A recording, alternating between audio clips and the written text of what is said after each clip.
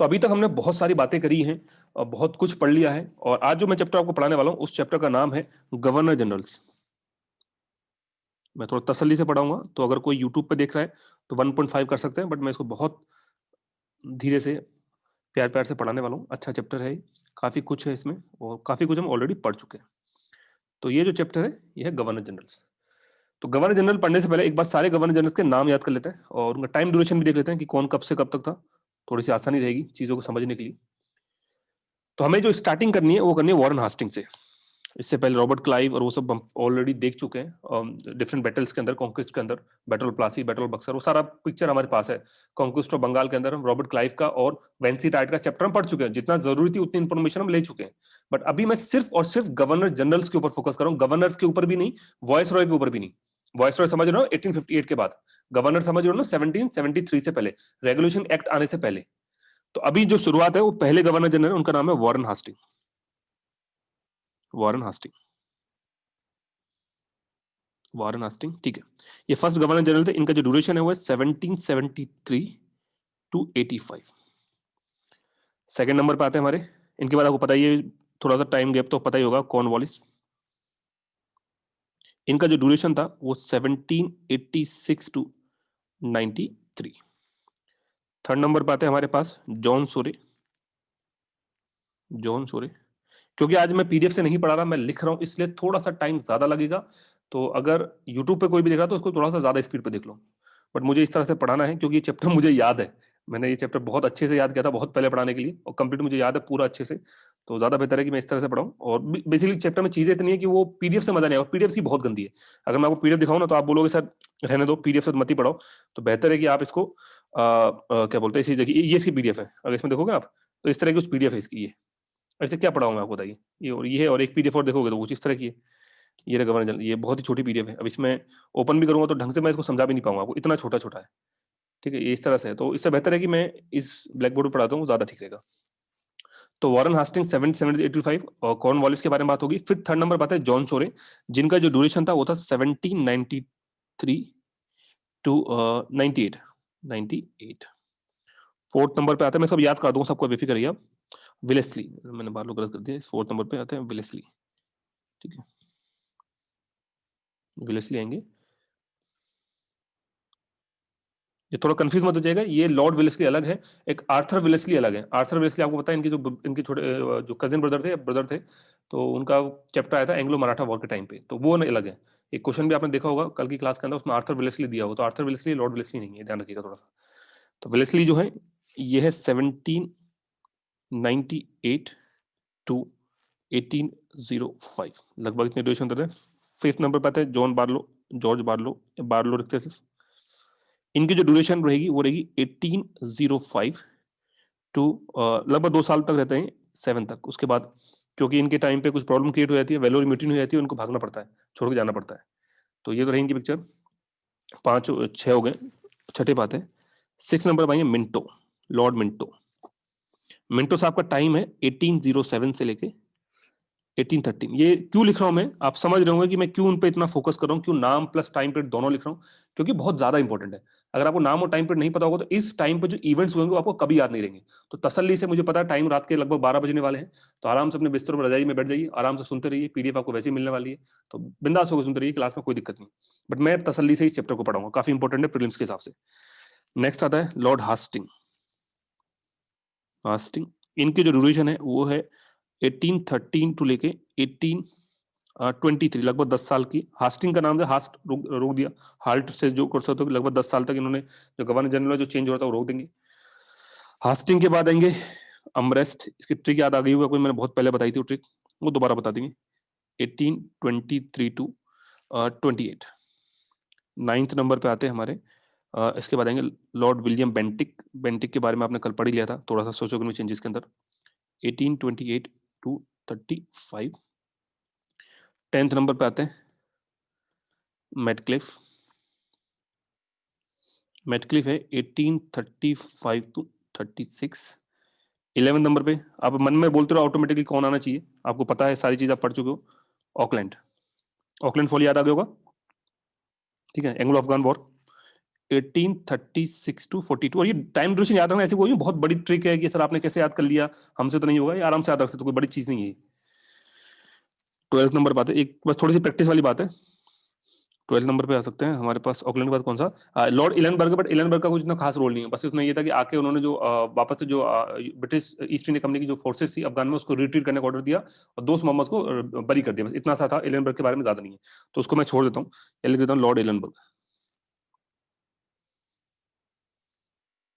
ठीक है, इनका कुछ खास रोल नहीं है, तो इसलिए मैंने स्किप कर दिया इनको, इनके बारे में ज्यादा बात नहीं करी है। ठीक है, 13 पे आते हैं हमारे, उसके बाद आएंगे इलेनबर्ग के बाद ऑकलैंड हो गया, हार्डिंग, हार्डिंग है लॉर्ड हार्डिंग 1।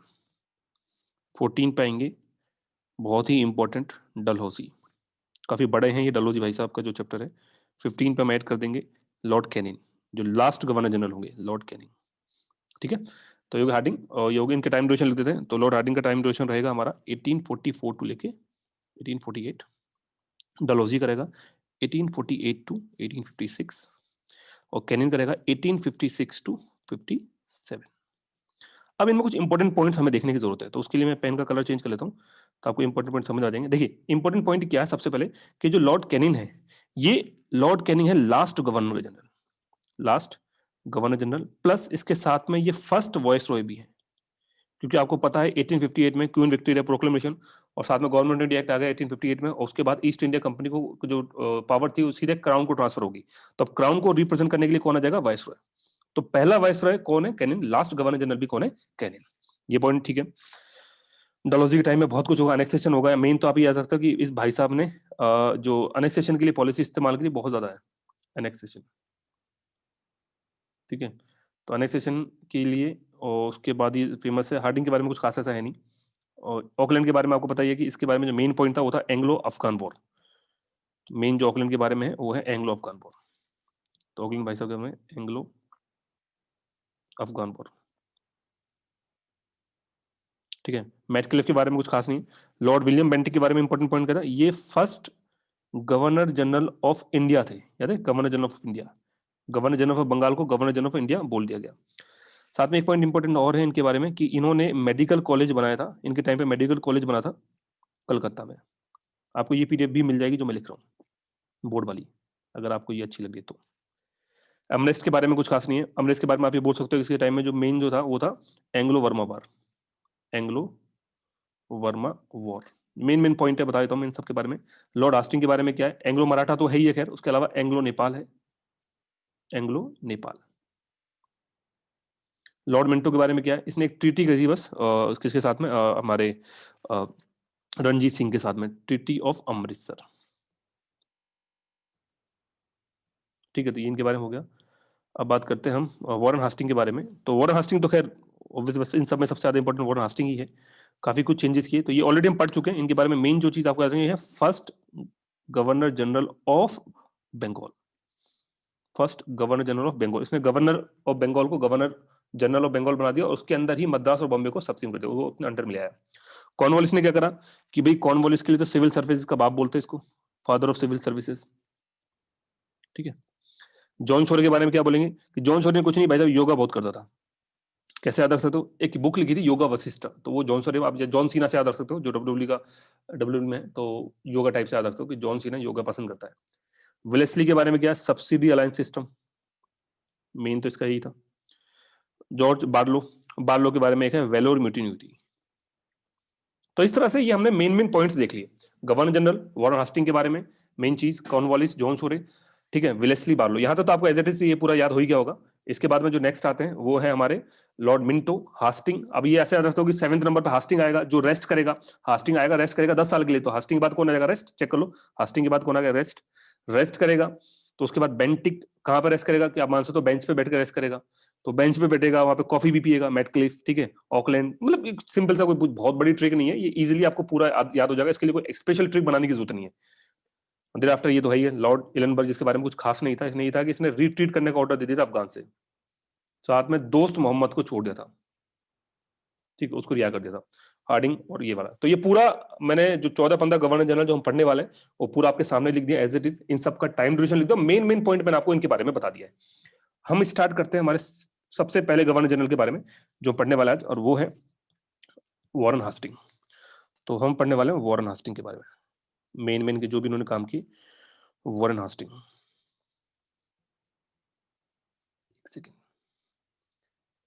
ठीक है, वॉरेन हास्टिंग के बारे में 1773 टू 85 इनका टाइम ड्यूरेशन था। मेन पॉइंट हमें क्या पढ़ना है कि वॉरेन हास्टिंग के दो चीजें हमको पढ़नी है कि वॉरेन हास्टिंग के टाइम में कौन कौन से एडमिनिस्ट्रेटिव चेंजेस हुए और वॉरेन हास्टिंग के टाइम पे कौन कौन से पॉलिटिकल चेंजेस हुए। तो हम पहले बात कर रहे हैं वॉरेन हास्टिंग के टाइम में होने वाले एडमिनिस्ट्रेटिव चेंजेस के बारे में। तो सबसे पहले हम बात कर रहे हैं एडमिनिस्ट्रेटिव चेंजेस। एडमिनिस्ट्रेटिव चेंजेस जो वॉरेन हास्टिंग के टाइम पे हुए। फिर हम बात करेंगे पॉलिटिकल चेंजेस के बारे में। ठीक है, तो एडमिनिस्ट्रेटिव चेंजेस समझिएगा कौन कौन से वॉरेन हास्टिंग के टाइम पे और क्या इनकी इंपॉर्टेंस रही हिस्ट्री के लिहाज से। ठीक है, तो चलिए देखते हैं। सबसे पहला जो एडमिनिस्ट्रेटिव चेंजेस हुआ वो था रेगुलेशन एक्ट 1773। अब आप अच्छे से जानते हो रेगुलेशन एक्ट 1773 के सारे पॉइंट, एक एक पॉइंट मैंने आपको बहुत डिटेल में समझाया कि इस पॉइंट्स में क्या क्या था। कल हम ऑलरेडी इसकी क्लास कॉन्स्टिट्यूशन डेवलपमेंट के अंदर सब कुछ पढ़ चुके हैं कि गवर्नर जिस तरह से गवर्नर ऑफ बंगाल था वो गवर्नर जनरल ऑफ बंगाल हो गया, दस्तक प्रोहिबिट कर दिया, ठीक है, डिविडेंड को लिमिट कर दिया, सारी चीजें ये सारा हम ऑलरेडी पढ़ चुके हैं। किस तरह से सीओपी सीओडी थे वो किस तरह से कंट्रोल, ये सारा वहां पे क्या चेंजेस, तो ये हम ऑलरेडी अच्छे से देख चुके हैं, इसलिए मैं इस पर ज्यादा फोकस नहीं करूंगा। तो पहला तो था वॉरेन हास्टिंग के टाइम में रेगुलेशन एक्ट 1773। दूसरा एक्ट ऑफ 1781, पता ही है कि जो सुप्रीम कोर्ट ने जो ब्लंडर्स क्रिएट किए थे उनको कंपनसेट करने के लिए एक्ट लेके आया गया था, ये भी हम पढ़ चुके हैं पहले ही। तीसरा वॉरेन हास्टिंग के टाइम पे ही आया था Pitt's India act, east India के ऊपर थोड़ा सा ब्रिटिश कमांड बढ़ाने के लिए पिट्स इंडिया एक्ट, ये आया था 1784, मतलब वॉरेन हास्टिंग के जाने से लगभग एक साल पहले। तीन हो गए। तो ये मेन जो चेंजेस थे वो ये तीन एक्ट के थ्रू एडमिनिस्ट्रेटिव चेंजेस करने की कोशिश करी वॉरेन हास्टिंग ने। ये तीनों ही हम बहुत अच्छे से पहले ही पढ़ चुके हैं। इनमें एक चीज और मैं ऐड करना चाहूंगा, मतलब एडमिनिस्ट्रेटिव चेंजेस जैसा कुछ नहीं है, ऐसा नहीं बोलूंगा कि एडमिनिस्ट्रेटिव चेंजेस है, बट हाँ ये जो एशियाटिक सोसाइटी ऑफ बंगाल थी, एशियाटिक सोसाइटी ऑफ बंगाल, ये वॉरेन हास्टिंग की मदद से, मतलब वॉरेन हास्टिंग के टाइम ड्यूरेशन पे ये स्टेबलाइज हुई थी सर विलियम जोन्स ने। तो ये हम एडमिनिस्ट्रेटिव चेंजेस के अंदर इसको इंक्लूड करके पढ़ सकते हैं, एडिशनल पॉइंट है। ठीक है, तो देखते हैं इसको, मैं अलग स्लाइड के अंदर इसको इंक्लूड कर देता हूं। ठीक है, तो अब हम बात करने वाले हैं एशियाटिक सोसाइटी ऑफ बंगाल। इसको थोड़ा अच्छे समझिएगा, ये प्रीलिम्स के हिसाब से इंपॉर्टेंट, इसमें काफी इंफॉर्मेशन आपको मिलने वाली है। एशियाटिक सोसाइटी ऑफ बंगाल 1784 के अंदर स्टेबलाइज होती है। ठीक है, तो अब बात करते हैं इसके अंदर क्या क्या मेन पॉइंट है, ध्यान से देखिएगा, बहुत इंपॉर्टेंट है ये एशियाटिक सोसाइटी ऑफ बंगाल। तो इसके बारे में क्या है, सबसे पहले इसके फाउंडर कौन थे, इंपॉर्टेंट पॉइंट, किसके लिए थी, पर्पस क्या था, सारे पॉइंट मैं आपको बताऊंगा मेन। ठीक है, अर्लीस्ट मेंबर कौन थे, सबसे पहले जो इसमें आगे जुड़े थे। नेक्स्ट इसमें आ सकते हैं कि इंडियंस जो हैं, फर्स्ट इंडियन, इसमें मैं ये बोल सकता हूं कि पहले इंडियन कौन थे, फर्स्ट इंडियन जो इसके अंदर शामिल हुए थे एंड किस डेट को हुए थे। ठीक है, ये काफी इंपॉर्टेंट हो जाता है। ठीक है, तो चलिए बात करते हैं इन चारों पॉइंट जो मैंने इंपॉर्टेंट पॉइंट बना दिया आपके सामने, आप जरा देखिएगा इनका क्या आंसर होना चाहिए। तो इसके जो फाउंडर है एशियाटिक सोसाइटी ऑफ बंगाल, वो थे, ऊपर नाम मैंने आपको पहले ही बता दिया था, sir William Jones, sir William Jones. As it is याद कर लो यहीं कहीं, अगर स्लो चल रही है क्लास में, क्योंकि यूट्यूब वाले तो इसको 1.5 पे देख लेंगे, 1.75 पे देख लेंगे, तो आपको तो लाइव देख लेना पड़ रहा ना, तो मजबूरी आपकी। नेक्स्ट पर्पस क्या था, ओरिएंटल ओरिएंटल रिसर्च की। अब ओरिएंटल रिसर्च क्या होता है, लास्ट क्लास में हमने देखा ही था कि ये जो वर्नाकुलर लैंग्वेज में ये इंडियंस को ही ये लोग क्या करते हैं, इंडियंस लैंग्वेज में ही रिसर्च करते हैं, इंडियंस लैंग्वेज के ऊपर है, ये अभी वेस्टर्न एजुकेशन को हमारे ऊपर थोप नहीं रहे। और ये क्यों बनी, क्योंकि वॉरेन हास्टिंग खुद एक ओरिएंटलिस्ट था, खुद वो चाहता था कि इंडियन लैंग्वेज में ही एजुकेशन को बढ़ाया जाए इंडिया के अंदर। तो इसके अर्लीस्ट मेंबर कौन कौन थे जो सबसे पहले इसमें शामिल हुए, देखो ये तो हो गई ऑब्वियसली बात, सर विलियम जोन्स। तो इनके अलावा और कौन थे, ये नाम भी हमारे लिए इंपोर्टेंट हो जाते हैं, चार्ल्स विल्किंसन, चार्ल्स विल्किंस, एक होंगे अलेक्जेंडर, बड़ा अजीब लग रहा होगा आप लोगों को क्योंकि आपने आज तक इतना स्लो मुझे पढ़ाते हुए कभी देखा नहीं है, अलेक्जेंडर हैमिल्टन। ठीक है, ये तो चलो छोटे पॉइंट है। अब आते हैं ये हमारे लिए काफी इंपॉर्टेंट है कि पहले इंडियन कौन थे जिसमें शामिल हो, डेट क्या थी। तो जो फर्स्ट इंडियन थे वो थे द्वारकानाथ टैगोर, द्वारकानाथ। आपको रविन्द्रनाथ टैगोर से इनकी रिलेशन समझ में आ रही होगी, ठीक है, नहीं आ रही तो चेक कर लीजिएगा, भाई या बाप, दो में से एक है। मैं आपको थोड़ा हिंट दे देता हूँ, इतना तो ट्राई कर ही सकते हो, नहीं होगा तो बता दूंगा। 1829 में, मतलब ये सोसाइटी कब बनी? 1724 में। और पहला इंडियन कब आया? 1820। मतलब इतने टाइम तक इसमें कोई किसी इंडियन को, हाँ फादर, बिल्कुल सही बात है, फादर। तो इतने टाइम तक किसी भी इंडियन को इसके अंदर शामिल नहीं किया गया। तो ये एक प्रॉब्लम है इसमें, मतलब ठीक कोई बात नहीं, बाद में तो खैर इंडियन को शामिल कर ही लिया गया। तो मेन तो ये चार पॉइंट आपके सामने आएंगे, ये चार तो आपको एज इट इज रट के रखना है, किसी भी कीमत पे आपको भूलना नहीं है। चारों ही बहुत ज्यादा इंपॉर्टेंट है हमारे लिए। अब इसके अलावा और कौन कौन से पॉइंट है जो हमारे लिए इंपॉर्टेंट हो सकते हैं एग्जाम के अंदर? तो देखिए एक पॉइंट है इसमें, जो मेन मेन जो पॉइंट मैं आपको समझाता हूं जो हमारे लिए काम के। एक बंदे का नाम लिख रहा हूं, ये नाम आप जरूर याद रखिएगा, ये नाम इंपॉर्टेंट हो जाएगा आने वाले टाइम में। जेम्स प्रिंसेप, आपने नाम ये पहले भी सुना होगा, जेम्स प्रिंसेप।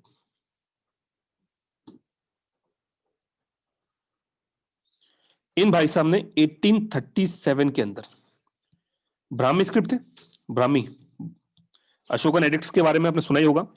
तो जेम्स प्रिंसेप भाई साहब ने डेसिफर्ड किया, डेसिफर्ड ब्राह्मी स्क्रिप्ट। और ये डेसिफर्ड मतलब ब्राह्मी स्क्रिप्ट को समझ लिया इन्होंने, और उसके बाद इन्होंने जो अशोकन एडिक्ट्स है, जितनी भी अशोकन एडिक्ट्स है जिसके बारे में आप अभी पढ़ ही रहे हैं आर्ट एंड कल्चर के अंदर, अशोकन एडिक्ट्स, उन एडिक्ट्स को इसने रीड कर लिया। तो ये बहुत ही बड़ा, आप ये बोल सकते हो कि इस ड्यूरेशन के अंदर बहुत ही बड़ा आप इवेंट मान लो कि अभी तक जो ब्राह्मी स्क्रिप्ट को समझ नहीं पा रहा था वो इस बंदे ने समझ, जेम्स प्रिंसेप। तो नाम इंपॉर्टेंट, नाम ध्यान रखिएगा, ठीक है। आगे बढ़ते हैं, अब नेक्स्ट आते हैं इसके बाद 6 नंबर पे।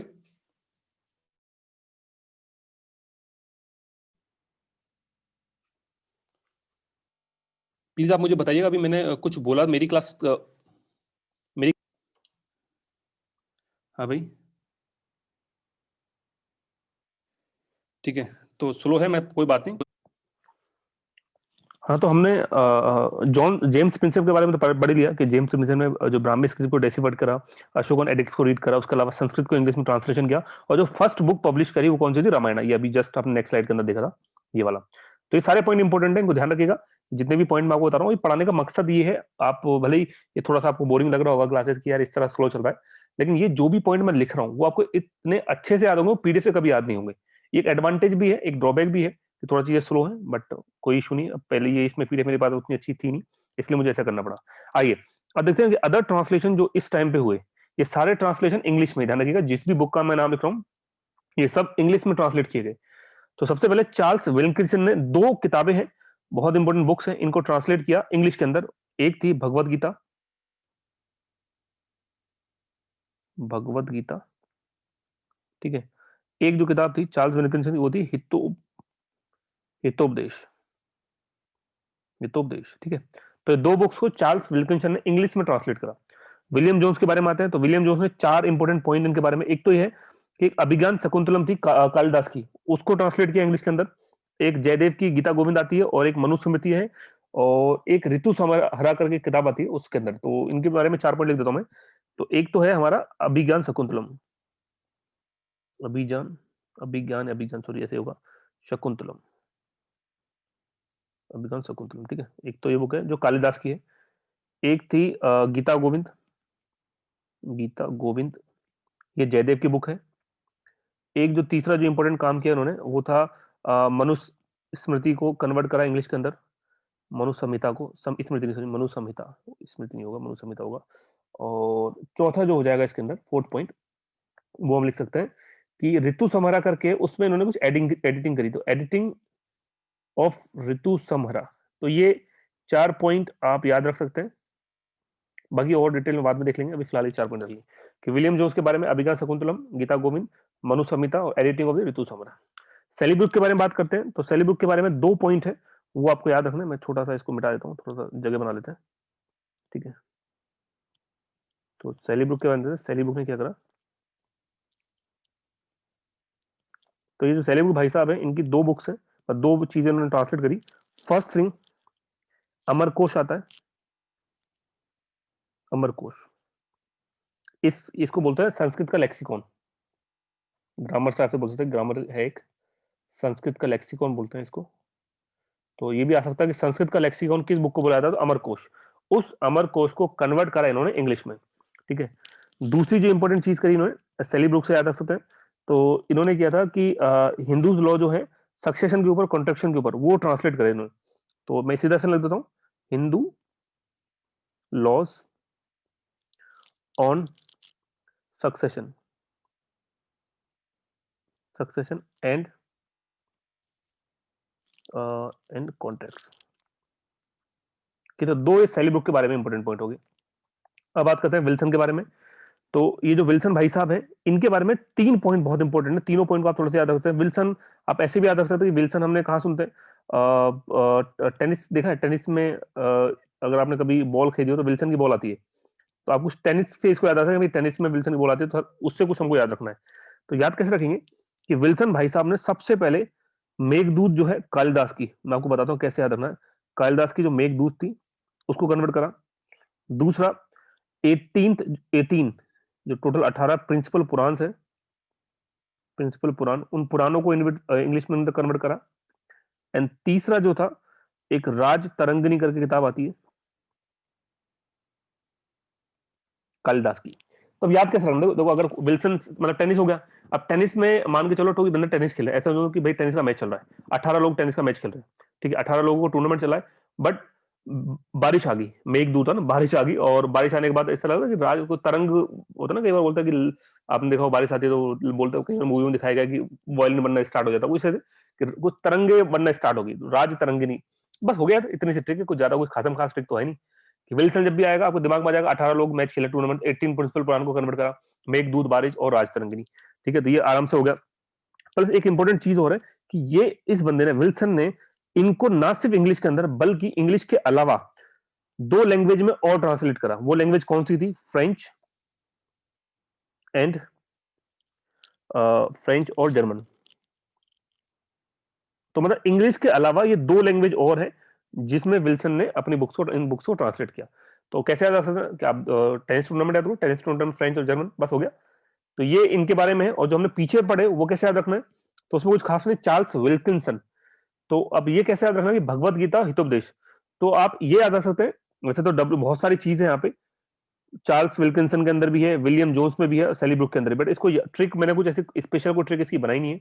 आप मतलब अपने एंड पे कोई ट्रिक अगर आपको अच्छी लगती है तो बता सकते हैं कमेंट सेक्शन में, तो कोई इसको याद रखे। सिंपल सा मैंने तो उसको बस ऐसे याद रखा कि हमें नाम के हिसाब से 2 बार याद हो जाएगा।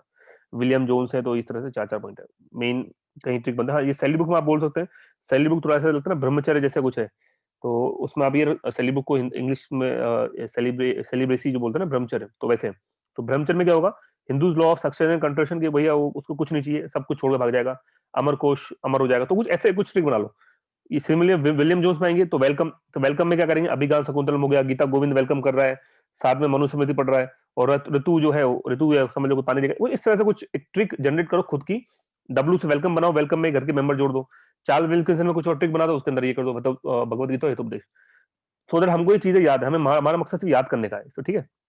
तो विल्सन हो गया। अब आता है अलेक्जेंडर कॉस्मोडी कोरोज। ये भाई साहब जो है, इन भाई साहब ने क्या चीज कन्वर्ट करी, उधर बात करते हैं। इन भाई साहब ने जो तिब्बतियन लैंग्वेज है, ग्रामर ऑफ तिब्बतियन लैंग्वेज, इसको कन्वर्ट करा इंग्लिश के अंदर। तो कैसे याद रखें, एलेक्सेंडर कॉस्मोदी को तो नाम से पता चला, तिब्बती जैसे नाम है, तिब्बत से आया होगा अलेक्जेंडर, कुछ ऐसे याद कर लो। तो बस तिब्बत लैंग्वेज से इसका कुछ ताल्लुक है। एक रह गया हमारे बीच में, जो मैं ऊपर मैंने मिटा दिया था, सली ब्रुक के बारे में बात होगी, विल्सन के बारे में जॉन सोरे। तो जॉन सोरे भाई साहब रह गए, जो हमारे गवर्नर जनरल, गवर्नर भी जनरल भी बनेंगे बंगाल के। तो जॉन शोरे, हालांकि मैं गवर्नर जनरल के साथ ही बता देता हूं इनके बारे में कि जॉन शोरे भाई साहब कौन सी बुक पब्लिश करेंगे।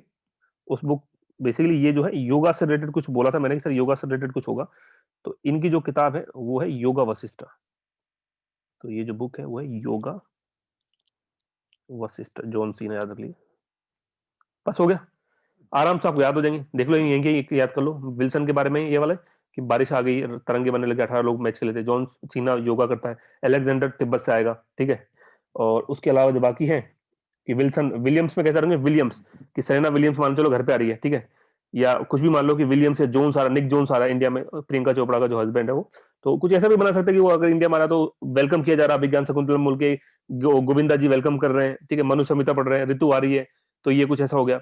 चार्ल्स विल्किंसन में कैसे रख सकते हैं कि भगवत गीता हितोपदेश, अगर कोई पढ़ेगा तो उसके पर लग जाएंगे, तो विल्किंसन कुछ ऐसे याद रखो कि पढ़ लगे किंग बन गया, वटेवर जो भी आप ट्रिक बना लीजिए, बस याद होनी चाहिए। मकसद है सिर्फ कि हम जो भी पढ़ रहे हैं हमें एट द एंड वो चीजें याद होनी चाहिए।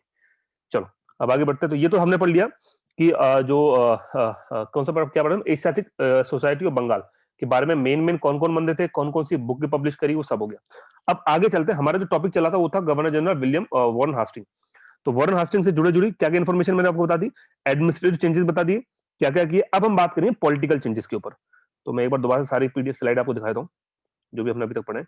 तो ये वॉरेन हास्टिंग के बारे में बात चल रही थी, क्या क्या इन्होंने एडमिनिस्ट्रेटिव चेंजेस करे वो देख लिया, रेगुलेटरी एक्ट 1773। देयर आफ्टर हमने पढ़ा इनके बारे में नेक्स्ट कि एशियाटिक सोसाइटी ऑफ बंगाल, उसके बारे में बात करी, उनसे जुड़े हुए जो जो मेन कन्वर्जन किए वो पढ़े। अब आते हैं पॉलिटिकल चेंजेस के बारे में। तो अब हम बात करेंगे पॉलिटिकल चेंजेस।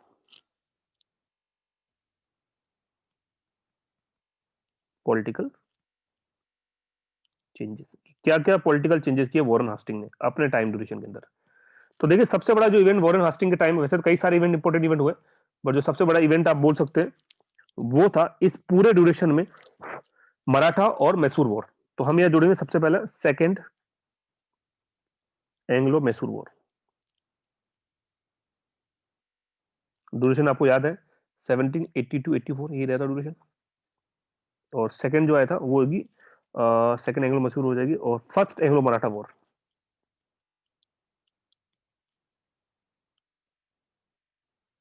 ये भी वॉरेन हास्टिंग के टाइम पे होगी। इसका ड्यूरेशन होगा 1775 टू समथिंग 72 से स्टार्ट हो जाएगा लगभग। इसकी एग्जैक्ट डेट तो मेरे को याद नहीं, स्किप कर रहा हूं दिमाग से, बट हाँ ये 17 इसी ड्यूरेशन में होता है जब अपना वो रघुनाथ राव नारायण राव के बीच पंगा होता है। लगभग 6-7 साल की लड़ाई चलती है, 7 साल। तो ये 75 to 82 चलती है शायद, अगर मैं गलत नहीं हूँ। तो इसका डेट यही है 75 to 82। बाकी अगर मैं अब कर लेना तो मैंने पूरा पढ़ाई रखा है, एग्जैक्ट डेट मेरे को याद दे रही। तीसरा जो इवेंट हुआ वॉरेन हास्टिंग के टाइम में जो इंपॉर्टेंट पॉलिटिकल चेंजेस हुए उसमें थे बनारस की ट्रीटी, ट्रीटी ऑफ बनारस। ये हमने अभी तक डिस्कस नहीं किया है, इसको आगे अगर टाइम मिलेगा तो डिस्कस कर लेंगे। फिलहाल मैं इसको यही बताता हूँ। 1773 में हुई थी एक, और एक 1775 में, दो ट्रीटी हुई थी, दोनों को डिस्कस करना है। चौथा यहाँ पे होगा कि वॉरेन हास्टिंग ने पॉलिटिकल चेंजेस में एक होगी रोहिल्ला वार, रोहिल्ला वार जो कि 1774 के अंदर लड़ी जाएगी। पांचवा कलकत्ता मदरसा, जो वॉरेन हास्टिंग के टाइम पे ही ओपन होगा 1781 में। और इसके अंदर कौन सी लैंग्वेजेस पढ़ाई जाएंगी कलकत्ता मदरसा के अंदर, specially Persian, Persian and Arabic. ठीक है, क्योंकि आप पता है ना वॉरेन हास्टिंग तो खुद ओरिएंटलिस्ट है, तो इंडियन लैंग्वेज पे ज्यादा फोकस करेगा बजाय जो दूसरी इंग्लिश वेस्टर्न लैंग्वेज है उन पर। तो ये तो है पॉलिटिकल चेंजेस को अपने हेडिंग पढ़ ली। अब इसमें देखो एंग्लो मराठा वॉर, एंग्लो मसूर वॉर तो हम पहले डिटेल में पढ़ चुके हैं, तो उनके बारे में बात मैं करूंगा नहीं। मैं यहाँ बात करूंगा ट्रीटी ऑफ बनारस के बारे में। तो चलिए हम बात करते हैं ट्रीटी ऑफ बनारस, हेडिंग बना लेते हैं ट्रीटी ऑफ बनारस। ठीक है,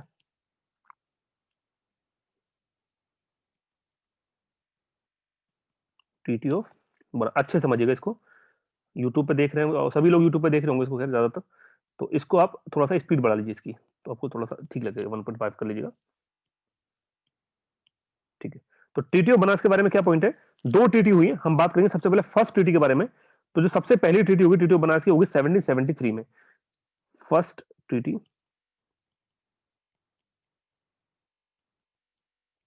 1773 में। अब इस ट्रीटी के अंदर क्या क्या पंगे हुए, क्या प्रॉब्लम आई, वो जरा वो देखते हैं। तो ये जो ट्रीटी थी इसमें वॉरेन हास्टिंग भाई साहब ने क्या करा, ये जो वॉरेन हास्टिंग समझिएगा इसको, WH का मतलब वॉरेन हास्टिंग है।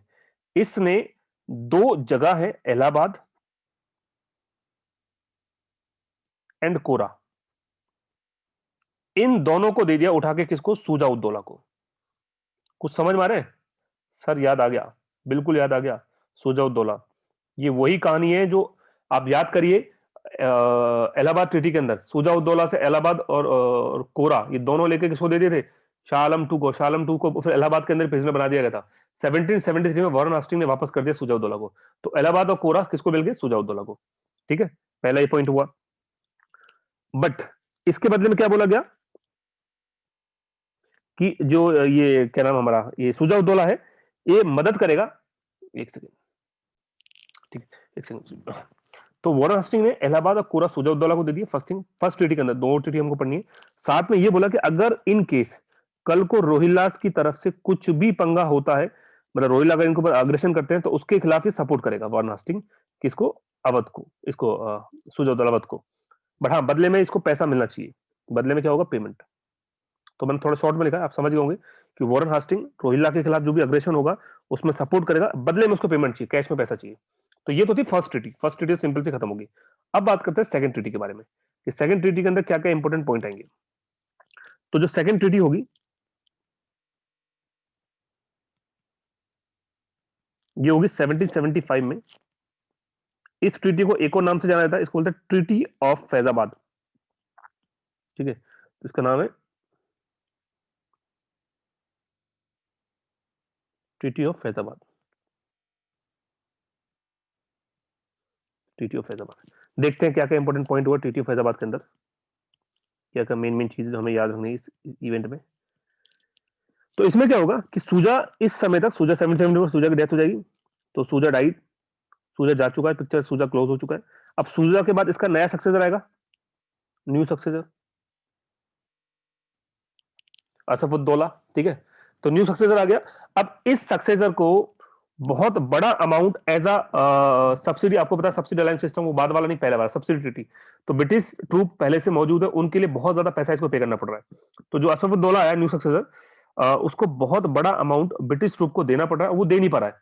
मतलब इसको एक मैं लिख सकता हूं कि head to had to submit large amount for British subsidy forces, but दे नहीं पा रहा है। तो मजबूरी में इस न्यू विजय को जो बनारस है, बनारस, वो बनारस देना पड़ जाएगा ईस्ट इंडिया का, क्योंकि पैसा दे नहीं पा रहा। तो ये क्या बोले, काम करो तुम बनारस रख लो और बनारस से जो भी जमींदारी आएगी उसके थ्रू आप अपने पैसे वसूले कर लो। तो ये बात हुई इस ट्रीटी के अंदर, सेकंड ट्रीटी में। लेकिन यहां से एक इवेंट और आ जाएगा इंपॉर्टेंट, कि जब ये बनारस असफुद्दौला दे देगा उसको उठा के, इसको क्या बोलते हैं वो ईस्ट इंडिया कंपनी को, तो जो बनारस का उस समय जो राजा था उसका नाम है राजा चैत सिंह, चैत सिंह। ये भाई साहब चैत सिंह रिवॉल्ट कर देंगे, ये बोलेंगे आपने ऐसा कैसे दे दिया, और इसको बोलेंगे हिस्ट्री के अंदर इसको जानता है चैत सिंह अफेयर्स के नाम से, चैत सिंह अफेयर्स।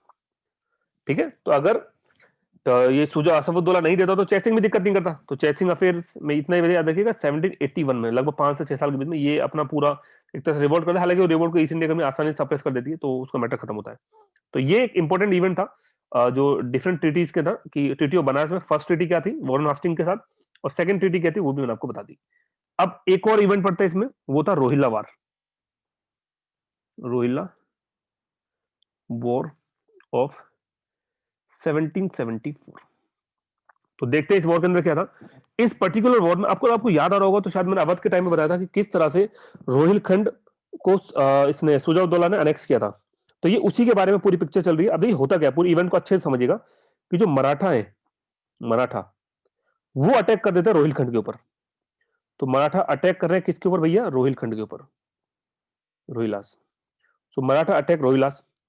अब ये जो रोहिलास है ये बोलते हैं कि भैया सूजा के पास जाते हैं कि सूजा प्लीज हमारी मदद करो, सुजाउद्दौला से हेल्प मांगते हैं।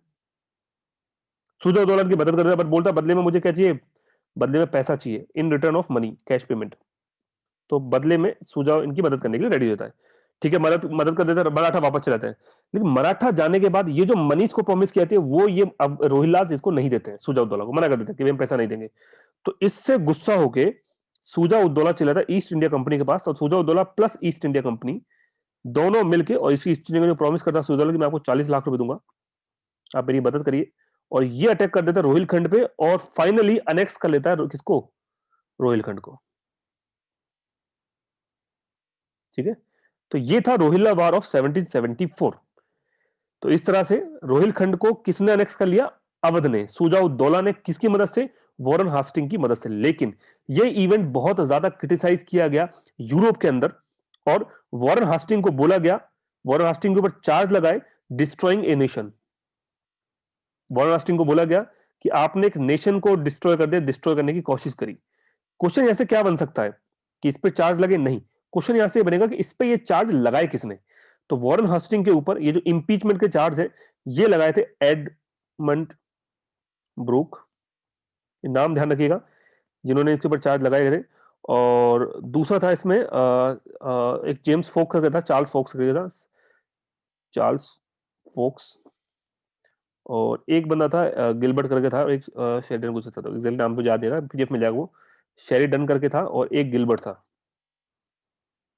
तो ये चार बंदे थे जिन्होंने, चार लोग इस पे, और तो भी मतलब चार नाम थे जिन्होंने वॉरेन हस्टिंग के ऊपर इंपीचमेंट लगाया कि हटाओ इसको, ये एक नेशन को डिस्ट्रॉय कर रहा है। ठीक है, तो काफी इंपॉर्टेंट चीज है एक गवर्नर जनरल के ऊपर इस तरह का केस चलाना। हाँ, इसमें वॉरेन हस्टिंग को डिफेंड करने वाला कौन था? तो जो डिफेंडर था वॉरेन हस्टिंग का, वो भी आप याद रखिएगा। जो इंपीचमेंट का जो चार्ज चला ईस्ट इंडिया कंपनी के इस गवर्नर जनरल के ऊपर, तो डिफेंड किया था एडवर्ड लॉ। Edward law. और एक दो नाम और इंपॉर्टेंट है, देख लीजिएगा, पीडीएफ मिल जाएगा। ठीक है, डोलू डोलू डोलू करके कुछ था। तो बस ये वॉरेन हास्टिंग के बारे में इंपॉर्टेंट पॉइंट आ गया कि रोहिल्ला वॉर के बाद वॉरेन हास्टिंग के ऊपर इंपीचमेंट का चार्ज लगा यूरोप के अंदर, ब्रिटेन के अंदर। ठीक है, तो वॉरेन हास्टिंग की चैप्टर होता हमारा क्लोज, वॉरेन हास्टिंग होता खत्म। अब हम आते हैं नेक्स्ट गवर्नर जनरल के ऊपर, वो है लॉर्ड कॉर्नवालिस। तो चलिए लॉर्ड कॉर्नवालिस को पढ़ते हैं। वॉरेन हास्टिंग तो पढ़ लिया, लॉर्ड कॉर्नवालिस। तो देखिए लॉर्ड कॉर्नवालिस के बारे में क्या है कि 1786 टू 1793 ये भाई साहब इस ड्यूरेशन में गवर्नर जनरल रहते हैं। कई सारे इंपॉर्टेंट चेंजेस करते हैं। आपने कई सारे चेंजेस देखे, स्पेशली सिविल सर्विसेज से जुड़े हुए देखे हुए, किस तरह से जुडिशियल रिफॉर्म करे। कलेक्टर को बोला कि भैया तुम चुपचाप से रेवेन्यू कलेक्ट करो, और ये जो जजमेंट का काम है उसके लिए डिस्ट्रिक्ट जज बना दिया। तो ये, और फिर कॉर्नवालिस कोड आपने पढ़ ही लिया है कि हर डिस्ट्रिक्ट के अंदर किस तरह से 23 डिस्ट्रिक्ट को डिवाइड कर दिया, पूरा पूरी कंट्री को। तो ये सब कुछ आप ऑलरेडी पढ़ के आ चुके हैं। मैं मेन मेन चीजें बताता हूं आपको, क्या क्या इसमें याद रखनी है। एक, कॉर्नवालिस के टाइम में था परमानेंट सेटलमेंट,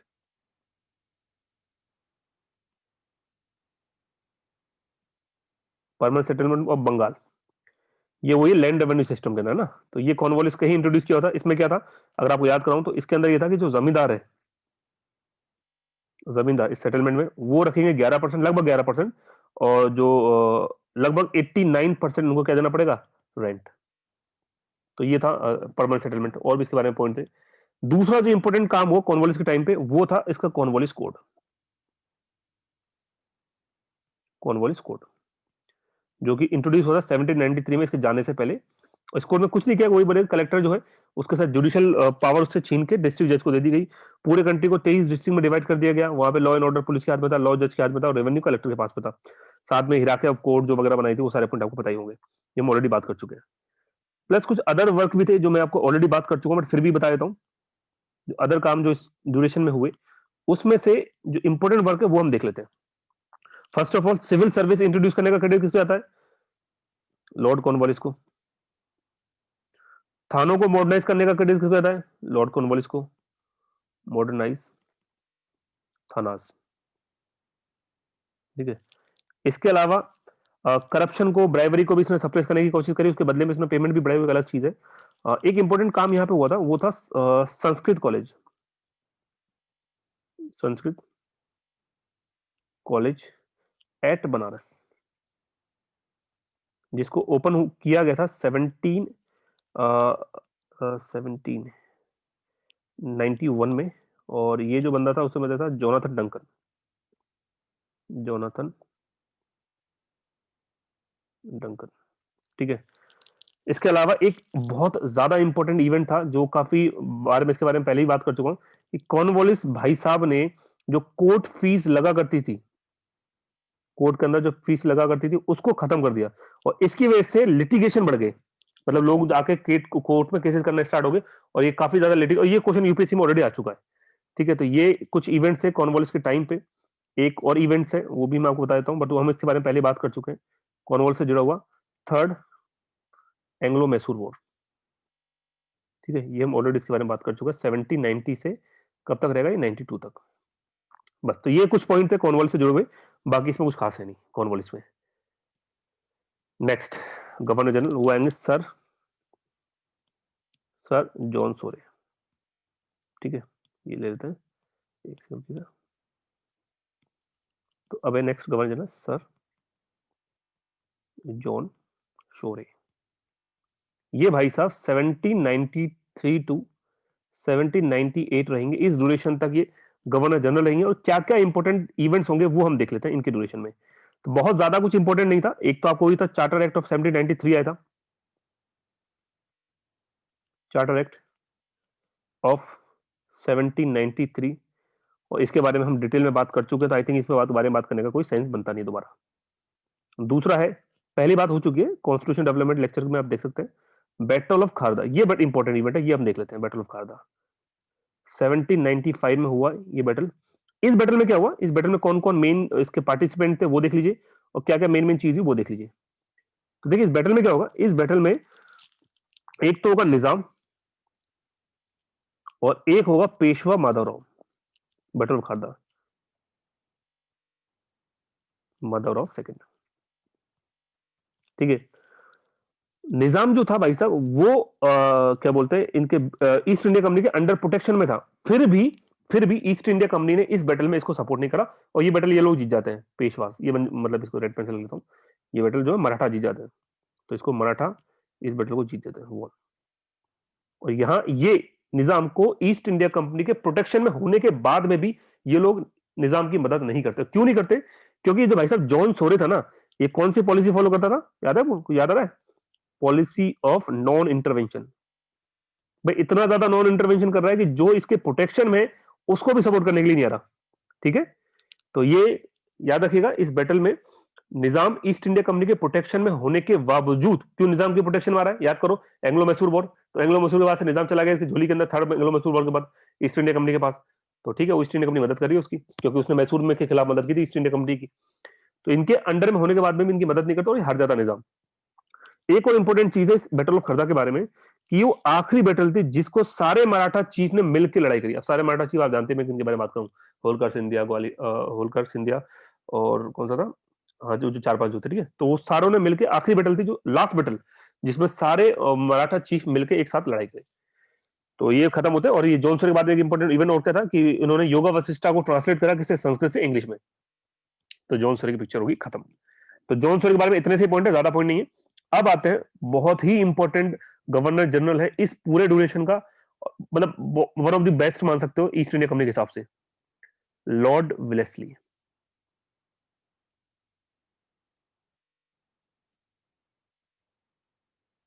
लॉर्ड विलेस्ली, इनका ड्यूरेशन आप जानते हो 1798 टू 1805, ये टोटल ड्यूरेशन रहेगा लॉर्ड विलेस्ली का। अब क्या क्या अच्छे इंपॉर्टेंट इवेंट्स जो इन्होंने किए उन पर हम जरा गौर करते हैं। तो कई सारे एडमिनिस्ट्रेटिव चेंजेस किए, कई सारे पॉलिटिकल चेंजेस किए, फोर्ट विलियम्स कॉलेज बनाया, मैं लिख देता हूं। तो पहला तो वही है फोर्ट विलियम्स कॉलेज, ठीक है, जिसके अंदर ये ट्रेनिंग देंगे किसको, सिविल सर्वेंट्स को, फोर्ट विलियम कॉलेज, ठीक है। 1800 के अंदर बनेगा, बाद में 1805 के अंदर ये लोग हेलबरी में चलाएंगे ये ट्रेनिंग, और उसके बाद में 1858 में उस कॉलेज को, हेलबरी कॉलेज को अबॉलिश कर जाएंगे। पढ़ चुके हैं ऑलरेडी पिछली क्लासेस में। हाँ, इस पर्टिकुलर कॉलेज के प्रिंसिपल का नाम याद रखेंगे, गिलक्रिस्ट। एडम गिलक्रिस्ट था ना जो क्रिकेट खेलता था, उसी तरह से इस कॉलेज के जो प्रिंसिपल थे उनका नाम था जॉन गिलक्रिस्ट, जॉन गिलक्रिस्ट, ठीक है। तो एक तो ये इवेंट हो गया। और क्या किया भाई साहब इसने, सेकंड सबसे जो बड़ा, मतलब बताओ सबसे मेन जो चीज इस पूरे इवेंट में हुई, जो वो था इनका subsidiary alliance system. Subsidiary alliance system, Warren Hastings, इसके बारे में बात करेंगे डिटेल में, रुक जाइए अभी, पहले मैं सारे पॉइंट आपको बता देता हूँ। और तीसरा जो इवेंट रहेगा इस ड्यूरेशन के अंदर, वो रहेगा Anglo Maratha war, Anglo Mysore war. तो फोर्थ एंग्लो मैसूर वॉर। इसके अलावा सेकंड एंग्लो मराठा वॉर भी होगी, वो भी आप जानते हैं कि सेकंड एंग्लो मराठा वॉर भी इसी के टाइम पे होगी, ठीक है। तो सेकंड एंग्लो मराठा वॉर,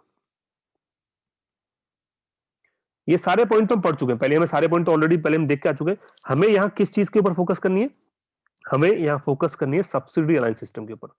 तो मैं बात करने वाला हूँ डिटेल में अच्छे से सब्सिडी अलायंस सिस्टम को, कि भैया क्या था, किस तरह का सिस्टम था, क्या क्या मेन पॉइंट थे इसमें। तो सब्सिडरी अलायंस सिस्टम, देखिएगा क्या क्या इसमें पॉइंट है। तो देखिए सब्सिडी अलायंस सिस्टम के बारे में मेन पॉइंट तो यही है कि किस तरह से एनेक्सेशन होता था, वो तो आपको पता ही कि पूरी इसके बारे में कि ये जो भी क्या बोलते हैं, जो भी टेरिटरी इसके साथ, मीटिंग में भी आगे वापस है, रोहन प्लीज क्लियर करो कि मेरी आवाज आ रही है ना। देखो सब्सिडी अलायंस सिस्टम क्या था, सब्सिडी अलायंस सिस्टम में ये था कि इस सिस्टम में इंडियन रूलर्स को बोला जाता था कि आप, अगर किसी ने मान चलो इंडियन रूलर ने एक्सेप्ट कर लिया, तो क्या क्या कंडीशन थी। पहली कंडीशन कि भैया तुम किसी से लड़ाई नहीं कर सकते, तो अगर फाइट करनी है तुमको किसी से भी, तो ईस्ट इंडिया कंपनी के परमिशन के बिना नहीं कर सकते। सेकंड, कि जो अदर यूरोपियंस है तुम्हारे कोर्ट में, उनके साथ तुम कांटेक्ट नहीं रख सकते, अदर यूरोपियन के साथ में नो कांटेक्ट।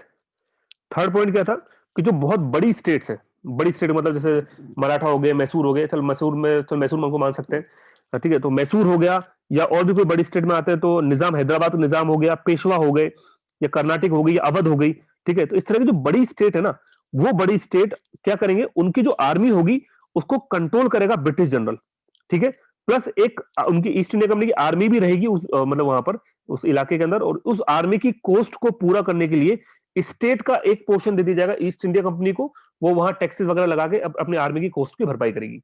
तो तीसरे पॉइंट में हम क्या लिख सकते हैं, कि जो आर्मी है, आर्मी, वो उसका जनरल कौन रहेगा, मतलब उसके ब्रिटिश जनरल के अंडर में रहेगी, ब्रिटिश जनरल के अंडर में रहेगी। चौथा पॉइंट क्या ऐड कर सकते हैं इसमें, और पॉइंट ऐड कर लेते हैं, ठीक है, तो और चौथा पॉइंट में ऐड कर सकते हैं कि जो आर्मी का जो कॉस्ट लग रहा है, आर्मी की जो कॉस्ट आ रही है, टोटल जो खर्चा आ रहा है, उसके लिए ये एक अपने स्टेट का कोई पोर्शन दे देंगे, portion of the state East India Company को दे दिया जाएगा, given to East India Company, तो अपना खर्चा वर्चा चला लेगी।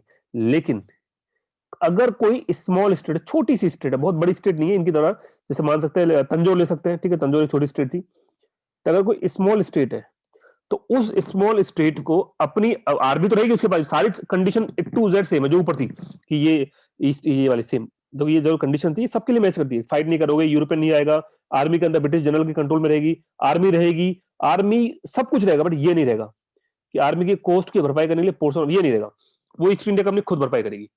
तो आर्मी के कॉस्ट के लिए आपको स्टेट का एक पोर्शन देने की बिल्कुल भी जरूरत नहीं है स्मॉल स्टेट को, बाकी सारी कंडीशन एज इट इज है। अच्छा, आप बोलोगे सर इतना सब कुछ अगर अपने हमारे इंडियंस अगर दे रहे हैं इनको, तो बदले में कुछ तो मिल रहा होगा, बिल्कुल, तो इन रिटर्न बदले में ईस्ट इंडिया मंडी क्या करेंगे, इसको प्रोटेक्शन, प्रोटेक्शन अगेंस्ट इन्वेजन, कि अगर किसी भी तरह का इन्वेजन होता है तो ईस्ट इंडिया कंपनी इनको प्रोटेक्ट करेगी। तो ये था सब्सिडी अलायंस सिस्टम, लॉर्ड विलेस्ली के द्वारा इंट्रोड्यूस किया हुआ। अब हम ये देखेंगे कि टोटल कितनी स्टेट अनेक्स हुई इस पूरे ड्यूरेशन में सब्सिडी अलायंस सिस्टम के अंदर में, और किस किस तरह से उनका टाइम ड्यूरेशन कैसा था, कैसे कैसे एक्सेप्ट हुई, अनेक्स हुई। तो हम यहाँ पे जो सबसे पहली स्टेट जो ईस्ट इंडिया कंपनी से सब्सिडी अलायंस सिस्टम साइन करेगी वो थी, वो होगा हैदराबाद, ये बता चुका मैं पहले भी, हैदराबाद निजाम जो 1798 में इंट्रोड्यूस करते ही इसको साइन कर लेंगे, इन्हीं के प्रोडक्शन में काम करते। देर आफ्टर मैसूर 1799 में, उसके मैसूर टीपू सुल्तान के मरने के बाद जो वोदिया डायनेस्टी आएंगी वो, और उसके बाद तंजौर, तंजौर ये भी 1799 के अंदर है। फोर्थ वन अवध 1801 में, और आपको याद होगा 1801 के आसपास ही कर्नाटक और मतलब उसमें पेशवा में, तो पहले कर्नाटक कर लेते हैं, कर्नाटक ये भी आएगा 1801 में, एंड 61 में आ जाएगा पेशवा, पेशवा जो हो जाएगा 1802 में। ये छह हो गए, सातवां देख लेते हैं, सेवेंथ क्या हो जाएगा, दूसरा पेज पेज ले लेते हैं, सेवेंथ आ जाएगा हमारे पास, थोड़ा वाइट पे हो गया चौक, कोई दिक्कत नहीं, सेवेंथ आ जाएगा कर्नाटक हो गया, पेशवा हो गया, भोसले, भोसले आएगा जो 1803 में आएगा, नागपुर वाले, ठीक है, और एट्थ आएगा सिंधिया, 1804 में आएगा ग्वालियर वाला सिंधिया, ठीक है, भोसले का मतलब नागपुर वाला है, नागपुर, सिंधिया ग्वालियर वाला है।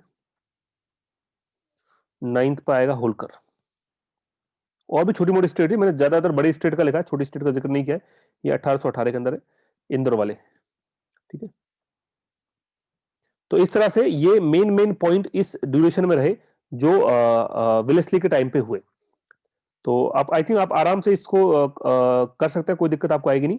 एक इंपॉर्टेंट चीज मैं आपको यहाँ बताना चाहता हूँ, नोट पॉइंट बना के, एक इंपॉर्टेंट पॉइंट और आपको समझाना चाहता हूँ, नोट पॉइंट बना देता हूँ पहले, फिर समझिए इस पॉइंट को, कि एक मद्रास प्रेसिडेंसी क्रिएट करी गई, ठीक है, ये मद्रास प्रेसिडेंसी जो बनाई गई, ठीक है, मद्रास